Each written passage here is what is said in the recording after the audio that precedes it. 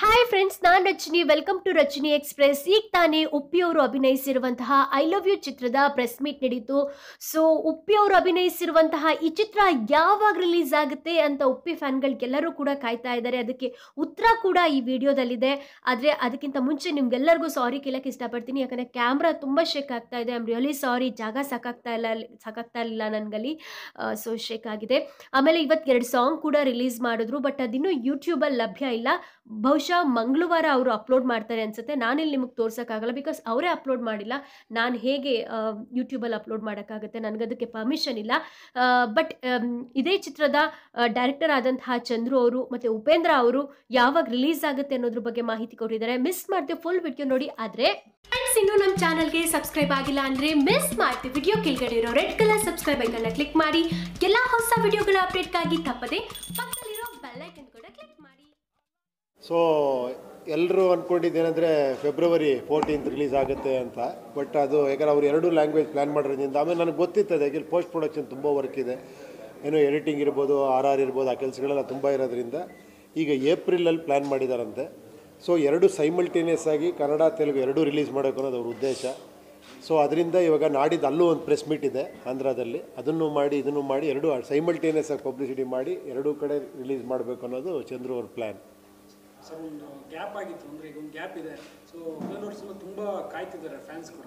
ಇದು ಈಗ date postpone ಆಗಿತ್ತಲ್ಲ, ಸೊ ಮತ್ತೆ ಪೋಸ್ಟ್ಪೋನ್ ಆಗಬಾರ್ದು ಅಂತ ಕಾಯ್ತಿದ್ದಾರೆ. ಅದು ಚಂದ್ರು ಅವ್ರನ್ನೇ ಕೇಳಬೇಕು ನೀವು. ಇಲ್ಲ, ಮೋಸ್ಟ್ಲಿ ಏಪ್ರಿಲ್ ಒಳಗಡೆ ಮಾಡಲೇಬೇಕಾಗತ್ತೆ. ಆಲ್ಮೋಸ್ಟ್ ರೆಡಿ ಇದೆ ಇವಾಗ. ಸೊ ಏಪ್ರಿಲಲ್ಲಿ ಪಕ್ಕ ಆಗುತ್ತೆ. ಸರ್, 12ನೇ ತಾರೀಕು ಬಿಡುಗಡೆ ಮಾಡೋದಕ್ಕೆ ನಮ್ಮ ಡಿಸ್ಟ್ರಿಬ್ಯೂಟರ್ಸ್ ಎಲ್ಲ ಕುತ್ಕೊಂಡು ಮಾತಾಡ್ತಾ ಇದ್ದೀವಿ. ಸೊ ಡೇಟನ್ನು ಈಗ ಹೇಳ್ಬಿಟ್ಟು ಮತ್ತೆ ಮುಂದಕ್ಕೆ ಹೋದಾಗ ಎಲ್ಲೋ ಒಂದು ಕಡೆ ಬಿಸ್ನೆಸ್ಗೆ ನಮ್ಗೆ ಹೊಡ್ತಾ ಬೀಳುತ್ತೆ. ಏಪ್ರಿಲ್ ತಿಂಗಳಲ್ಲಿ ಅಂತ ಅಂದ್ಕೊಂಡಿದ್ದೀವಿ. ಅದು 12 ಆಗ್ಬೋದು ಅಥವಾ ಒಂದು ವಾರ ಹಿಂದೆ ಆಗ್ಬೋದು, ಮುಂದೆ ಆಗ್ಬೋದು. ನೋಡ್ಕೊಂಡು ಪ್ಲ್ಯಾನ್ ಮಾಡ್ಕೊಂಡು ಏಪ್ರಿಲ್ ಬಿಡುಗಡೆ ಮಾಡೋಣ ಅಂದ್ಕೊಂಡಿದ್ದೀವಿ. ಹಾಂ, ತೆಲುಗು ಮತ್ತು ಕನ್ನಡ 2 ಲ್ಯಾಂಗ್ವೇಜ್ ಮಾಡ್ತೀವಿ.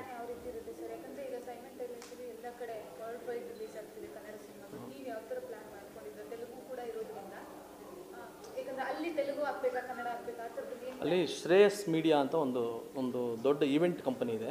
ಅವ್ರು ದೊಡ್ಡ ಡಿಸ್ಟ್ರಿಬ್ಯೂಟರ್ಸ್ ಕೂಡ. ಆಲ್ಮೋಸ್ಟ್ ದಿಲ್ ರಾಜು ಸಿನಿಮಾಗಳನ್ನೆಲ್ಲ ಈ ಶ್ರೇಯಸ್ ಮೀಡಿಯಾದವರು ರಿಲೀಸ್ ಮಾಡ್ತಾರೆ. ಸೊ ಆ ಕಂಪನಿಯವ್ರು ಬಂದು ನಮ್ಮ ಜೊತೆ ನಮ್ಮ ಸಿನಿಮಾನ ಒಂದು ರೇಟಿಗೆ ಮಾತಾಡಿ ತೊಗೊಂಡಿದ್ದಾರೆ. ಸೊ ಅದನ್ನು 11ನೇ ತಾರೀಕು ಹೈದರಾಬಾದಲ್ಲಿ ಒಂದು ದೊಡ್ಡ ಮಟ್ಟದ ಒಂದು ಅಲ್ಲಿ ಈವೆಂಟ್ ಮಾಡ್ತಾಯಿದ್ದೀವಿ.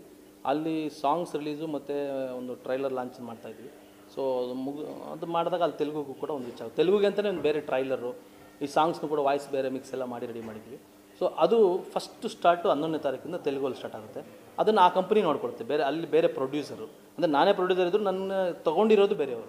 ಪ್ರೆಸ್ ಮೀಟ್ ಅಲ್ಲಿ ಇದಷ್ಟೇ ಅಲ್ಲದೆ ತುಂಬಾ ವಿಷಯಗಳು ಕೂಡ ಚರ್ಚೆ ಆಯಿತು. ಅದೆಲ್ಲವನ್ನೂ ಕೂಡ ಮುಂದಿನ ವಿಡಿಯೋಗಳಲ್ಲಿ ನಾನು ಅಪ್ಲೋಡ್ ಮಾಡ್ತಾ ಹೋಗ್ತೀನಿ.